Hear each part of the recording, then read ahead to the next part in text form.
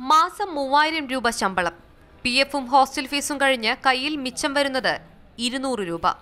Nursing രംഗത്തെ തുടക്കക്കാരുടെ അവസ്ഥയാണിത്. ഒബ്സർവേഴ്സിന് salary വളരെ കുറവാണ്. എന്ന് വെച്ചാൽ ഒരു 3000 സംതിങ് ഉള്ളു. അത് കട്ടിങ് ഒക്കെ കഴിഞ്ഞിട്ട് അവർക്ക് ഒരു 200 രൂപ 300 രൂപ കിട്ടിയെന്ന് പറയാം.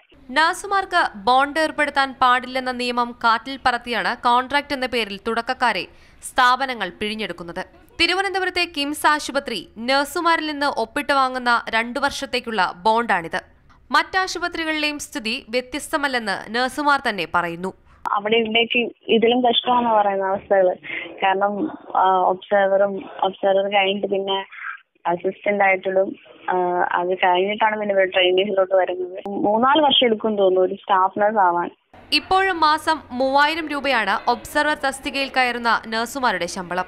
ജോലിയിൽ പ്രവേശിക്കുമ്പോൾ 12000 മുതൽ 30000 രൂപ വരെ സ്ഥാപനത്തിൽ കെട്ടിവെക്കണം. ഏതെങ്കിലും കാരണവശാൽ 2 വർഷം പൂർത്തിയാകാതെ പോയാൽ കെട്ടിവെച്ച തുകയും എക്സ്പീരിയൻസ് സർട്ടിഫിക്കറ്റും ലഭിക്കില്ല.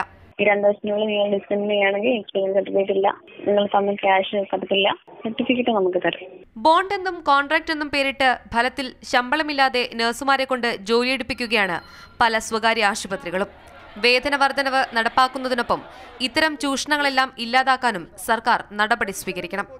ജിഷ കല്ലിങ്കൽ, മാതൃഭൂമി ന്യൂസ്, തിരുവനന്തപുരം.